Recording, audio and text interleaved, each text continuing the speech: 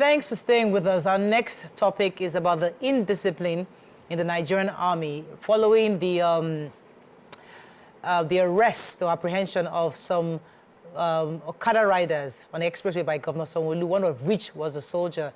He was telling the governor that he's a soldier. And he said that's the more reason why you should be arrested, because you're breaking the law. Of course, the commissioner for, I think, information and strategy, a few days after told us that he was later released and let go. However, his colleagues in the military have been sending out videos, obviously insulting our governor, saying all sorts, and this has generated quite a bit of comments on social media. What are your thoughts on this? Some have said that it's taken Nigerian army quite a bit of time to respond to this. They've not really officially come out to say anything. What are your thoughts on all the videos going around insulting His Excellency, the Governor of Lagos State, and various videos going around? What are your thoughts? You can call us on the numbers on your screen, 081-0764-1671, 0902-4163-440. You can also tweet to us at TVC Entertainment using hashtag YourViewTVC. Okay, Nyma, I want to start. My first belief is that the people doing these videos are not soldiers. The military is such I don't want to use dignity again. Sophisticated, organized institution that they will have 1, 2 of them do this. So you can have a cadet, somebody in the enemy, somebody in school, and do video and be talking about this. But you cannot have someone within the military do this to a governor. No, not even to the president. They will not, and they know the rules. So I think these are just cloud chasers across social media platforms. But then again, there's an important issue of breaking of law, abuse of system that our people are already used to. In those days when we were under the military could do a one-way against an ambulance and nothing would happen.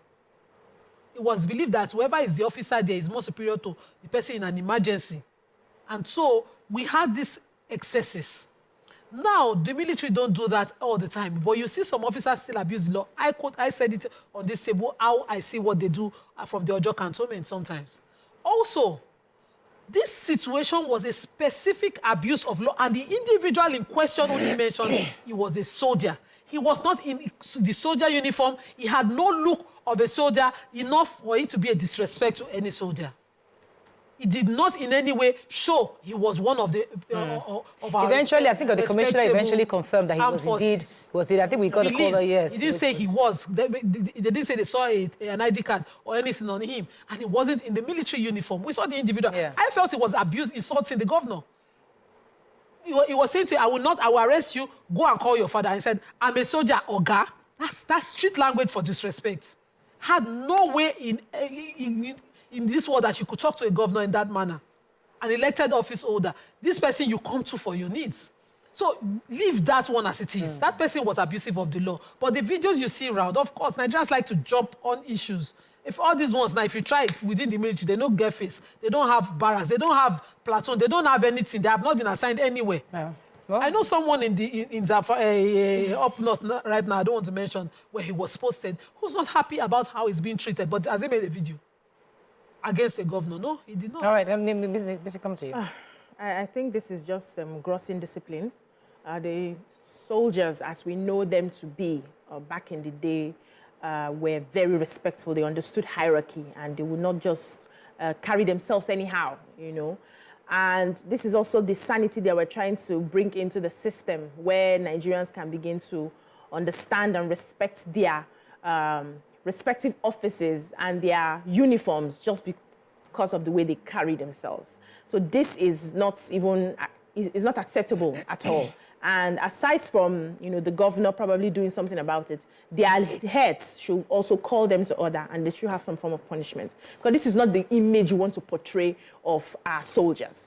Something happens, one of you commits a crime, and that person is being chastised for the crime, and are you now saying that what the person did is right? They're above the law. Or you are above the law. And for so many years, you know, We've seen people in uniform feel like they are above the law and nobody goes away with any form of consequences. So we must begin to insist that whether you are, the rule of law covers everybody, whether you're in uniform or not in uniform. If you are caught committing a crime, you must be punished and you must understand what you have done so that it doesn't repeat itself again. And we must hold, when you hold certain offices, you must carry it with a form of respect. So those young boys, they also may be, like you said, they may not be soldiers, they also may be soldiers, but then they need to understand what they are doing. Also, we need to start asking questions concerning their training. What sort of training, especially for the people who are coming in? Because if you talk to most of these officers who already have some form of position, they sound different. They act different. They carry themselves differently.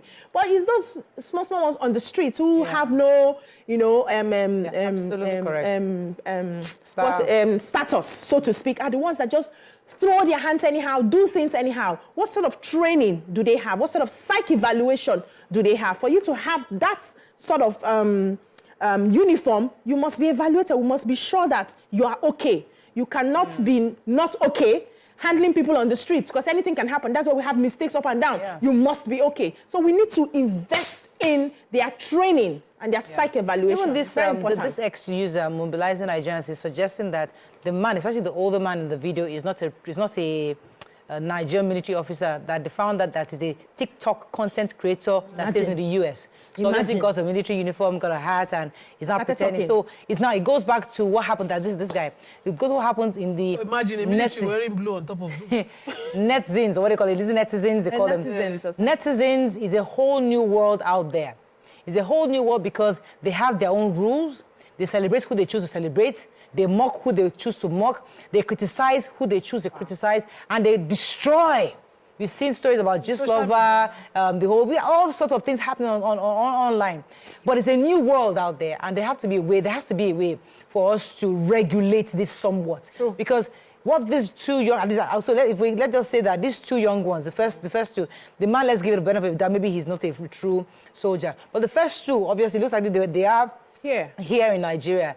And they used some words that went viral. The other one that said that you use military for your dirty work. And now somebody extrapolated that, tweeted this, and now try to give it life. So now start saying, what dirty business is he talking about? What the government, and these are the kind of things that's how things start. Yeah. And we have to find a way to nip in the bud. So my question goes to, these are international platforms. What do we do to control these kinds of things from catching fire? Because you just remove that kind of word, give it life, and then something happens. Before you know it, we're talking about unrest. Yeah. So the business of regulating social media is not a day's job. It's not something we'll do overnight. But can we start to do some things that will make us question what a person says? So, for instance, why would the military be part of the security detail of anybody in this country? You see soldiers, security details of celebrities. Why? Soldiers used to be within the barracks or outside the defense geographical whatever map of a country. Yeah. Now soldiers are everywhere. Soldiers, they control traffic for Alakija. I don't get it. In the military uniform. It used to be yellow fever when I was small in Williams Ojolegba then. Now I don't know how we crossed. So the abuses are across board. We cannot even wash our hands and they will always be dirty. And just like the business said, because I have had the opportunity to interface with the military men, and they are totally different from so different. I went to command. I went to school within the barracks. It was such a sophisticated, respectable affair. Yeah. If the soldiers were the lowest I've ever seen them is within the barracks doing their gardening. All of them had a farm where they, as alternative means of earning a livelihood. But you would never see a soldier man in a bus. Now you see soldier man in a bus wear a cap because you want to, we've so dignified every profession. The abuses are cross board. When I used to go to school, everybody in my set as a boy wanted to join the military. It was the respect. Yeah. Now the abuses are just everywhere in our faces. Let me take a line from the UK. Good morning, you're live. Thanks for calling. Good morning, Mariah. Hello? Yes, good morning, you're live. Okay. I saw the video from the beginning when the governor arrested those guys on the bike. I support what governor did, right? But what I don't like, what he said to the guy, when the guy said, I'm a soldier or guy, And by saying Oga, that's what we military, because I was in the Navy over 30 years ago. We call the boss Oga. It's nothing bad calling governor that Oga. That's nothing bad. Your UK network is bad. So sorry, can't hear you. I completely disagree. I schooled in the barracks 1993 to 1999. No soldier addresses his Oga as Oga, maybe in the local language. Sir, yes, sir. Yes. That's the language. If he was talking to the governor, I am a soldier man, sir, to show the respect. And there's always superiority. They will say, obey before complain. There's hierarchy. Yeah. You don't talk back at the governor, Oga. That's what we in the street will say, Oga Benny. It's street thing. I felt insulted when I heard him say, I'm a soldier, Oga, like I'm untouchable, Oga. And you, because you're a soldier, it's only when you're in your uniform, you have special privileges. You're in your mufti, and you still wanted that privileges to the extent you talk back at a governor and you want to insult him.